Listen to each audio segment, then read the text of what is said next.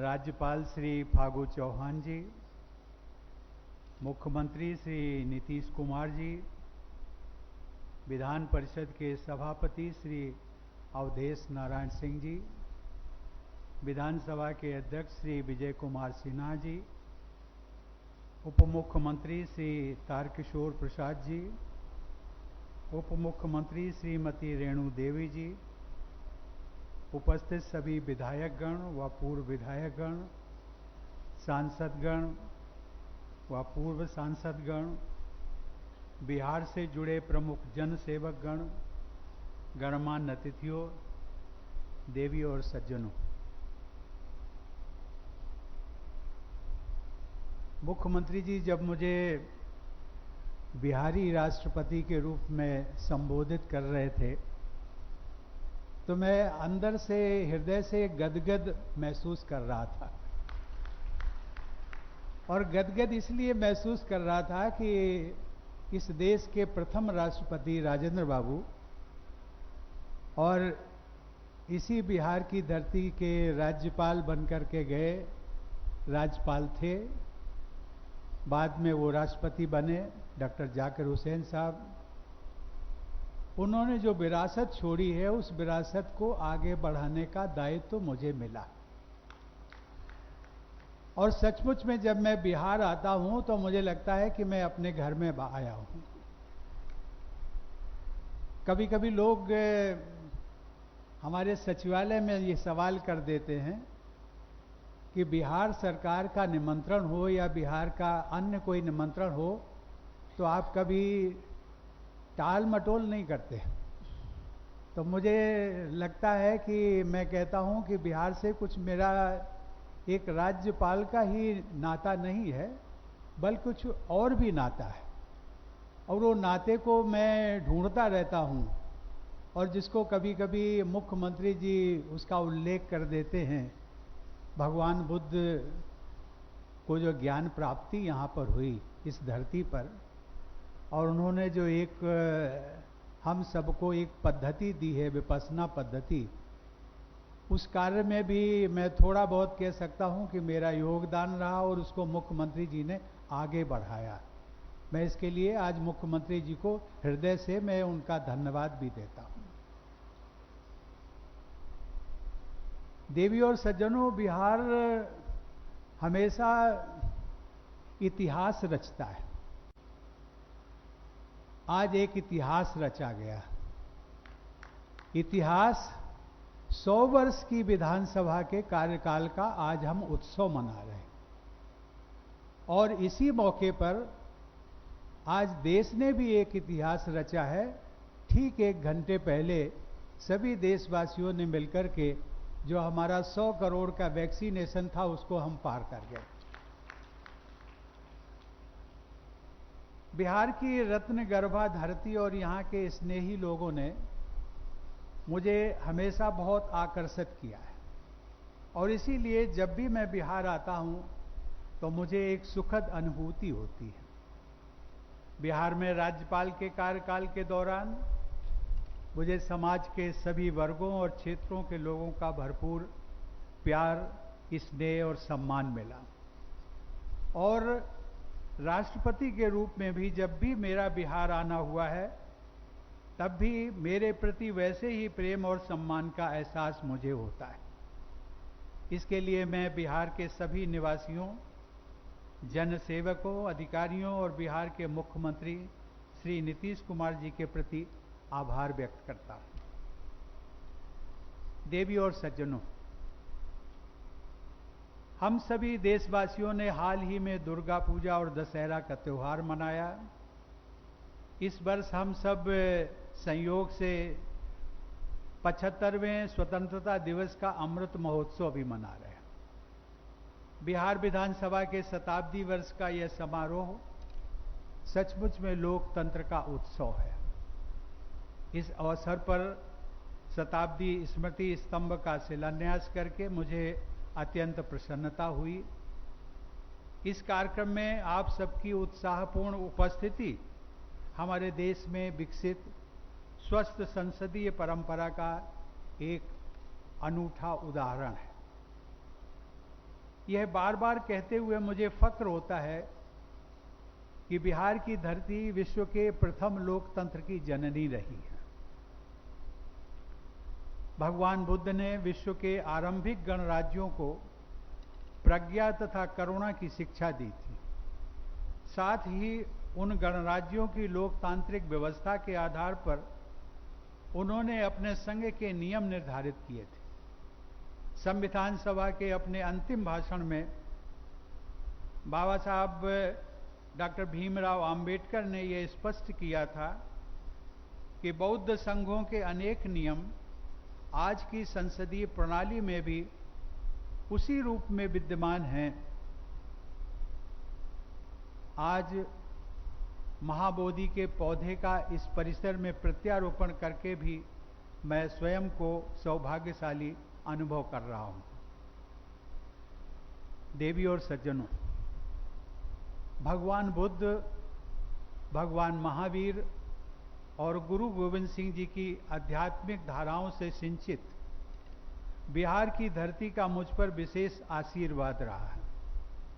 यहाँ राज्यपाल के रूप में जनसेवा का मुझे अवसर मिला और उसी कार्यकाल के दौरान राष्ट्रपति पद हेतु निर्वाचित होकर उस पद की संवैधानिक जिम्मेदारियों के निर्वहन का अवसर भी प्राप्त हुआ।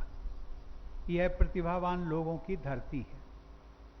पूरे देश को गौरवपूर्ण बनाने वाली एक महान परंपरा की स्थापना इसी धरती पर नालंदा, विक्रमशिला व ओदंतपुरी जैसे विश्व स्तरीय शिक्षा केंद्रों, आर्यभट्ट जैसे वैज्ञानिक, चाणक्य यानी कौटिल्य जैसे नीति निर्माता तथा अन्य महान विभूतियों द्वारा की गई थी।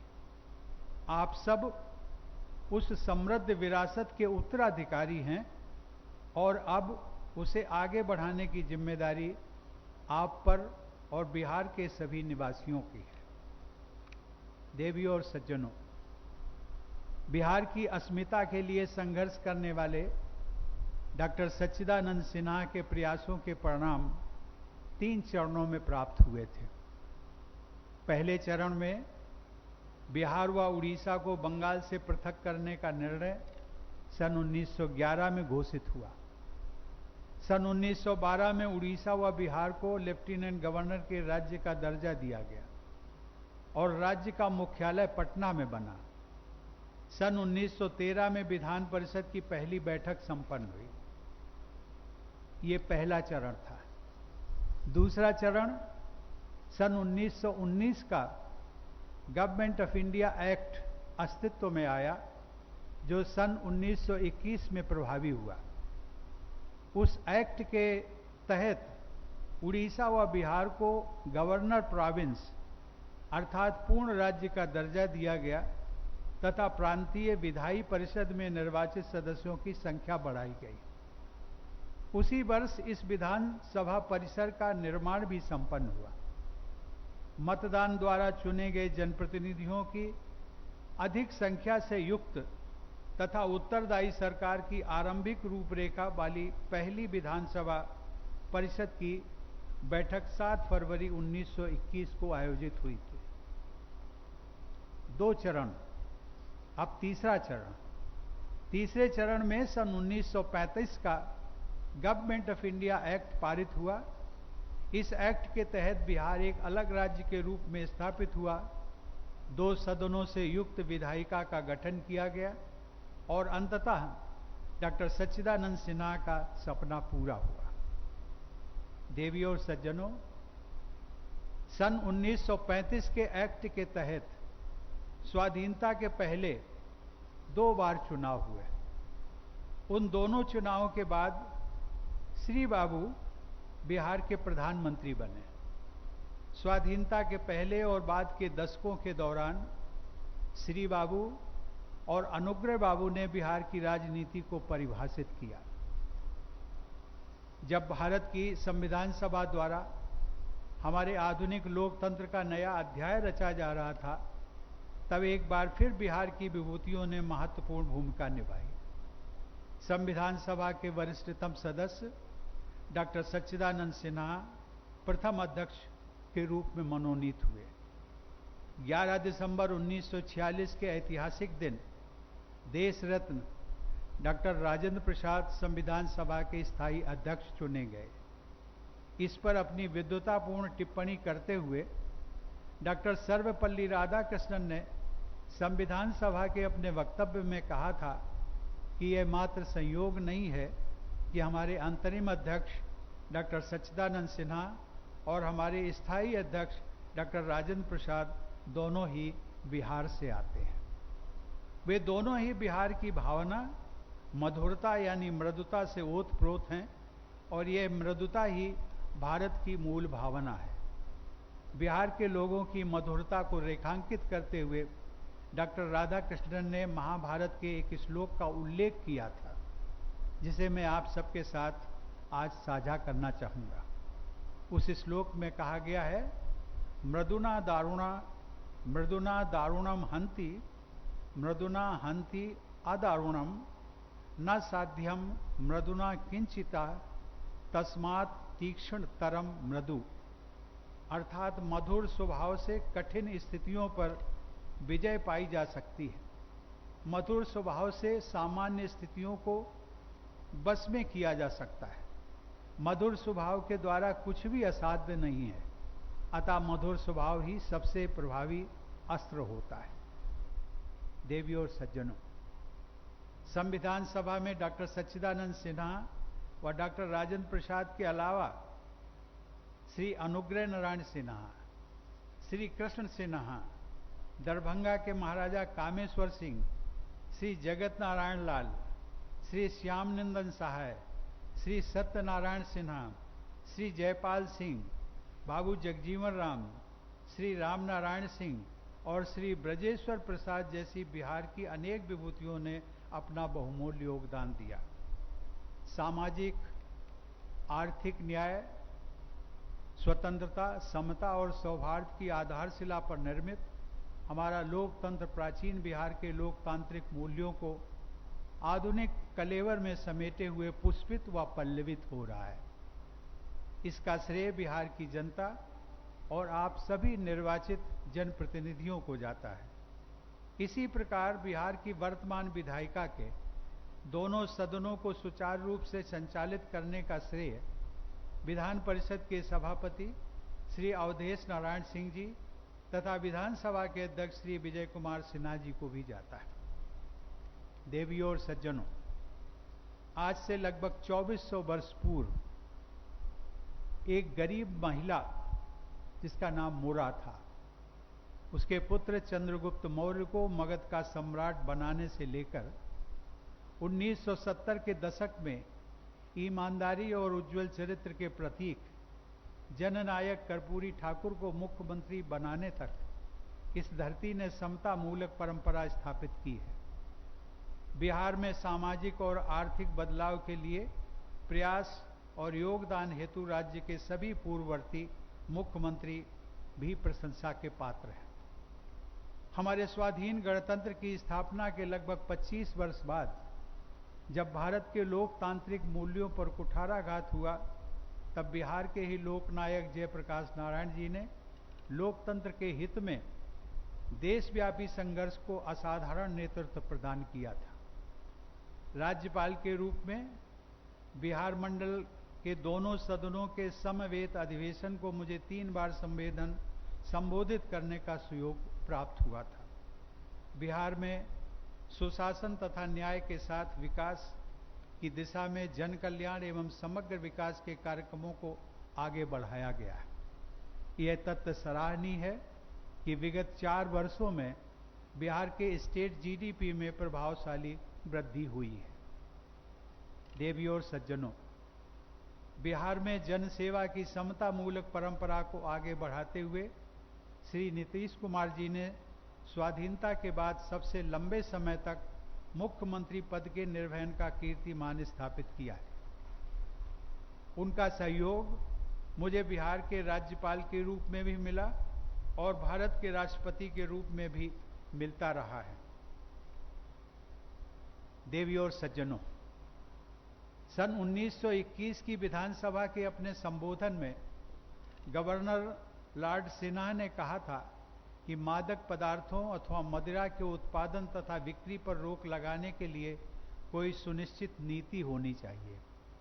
हमारे संविधान में राज्य के नीति निर्देशक तत्वों के तहत लोक स्वास्थ्य को सुधारने का राज्य का कर्तव्य स्पष्ट रूप से उल्लिखित है।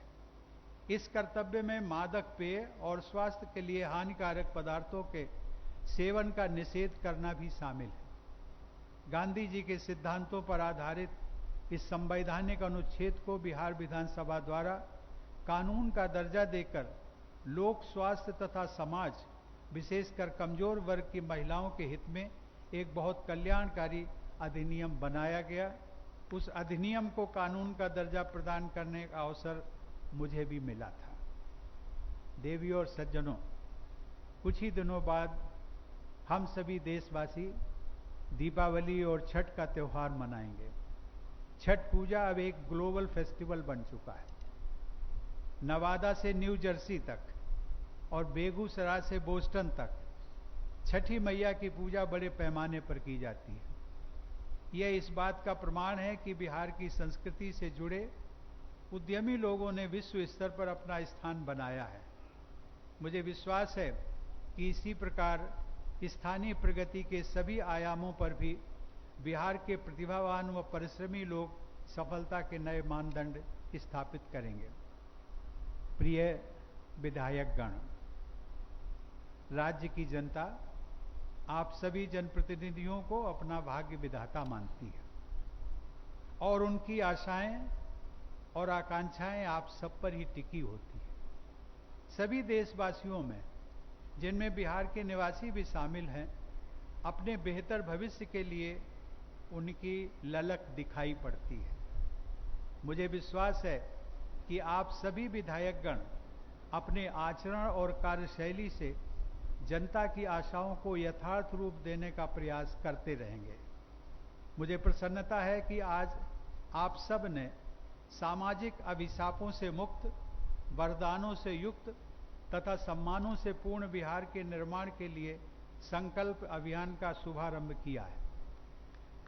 मेरी एक कामना है कि आप सभी विधायकगण आज इस सदन में लिए गए संकल्पों को कार्यान्वित करें तथा बिहार को एक सुशिक्षित, संस्कारित और सुविकसित राज्य के रूप में प्रतिष्ठित करने के लिए निरंतर प्रयत्नशील बने रहें। आपके ऐसे प्रयासों के बल पर मुझे विश्वास है कि सन 2047 तक, यानी देश की आज़ादी के शताब्दी वर्ष तक, बिहार ह्यूमन डेवलपमेंट के पैमानों पर एक अग्रणी राज्य बन सकेगा। इस प्रकार राज्य की विधायिका की शताब्दी का यह उत्सव सही मायनों में सार्थक सिद्ध होगा। गंगा नदी के वरदान से युक्त इस क्षेत्र में आकर मुझे बिहार में जन्मे मनीषी कवि रामधारी सिंह दिनकर द्वारा रचित पंक्तियां याद आती हैं। दिनकर जी ने कहा था, गूंज रहे तेरे इस तट पर गंगे, गूंज रहे तेरे इस तट पर गंगे, गौतम के संदेश, ध्वनित हो रहे इन लहरों में देवी, अहिंसा के संदेश। ऐसे उदांत मूल्यों को बिहार के विधायकगण अपनी कार्यशैली में ढालेंगे और बिहार की विधानसभा राज्य की उन्नति के स्वर्णिम अध्याय लिखेगी। इसी भावना के साथ मैं आप सभी को आगामी त्योहारों के लिए अग्रिम बधाई देता हूं और ईश्वर से प्रार्थना करता हूं कि सभी बिहारवासी प्रगति के उच्च शिखर पर पहुंचे। धन्यवाद। जय हिंद।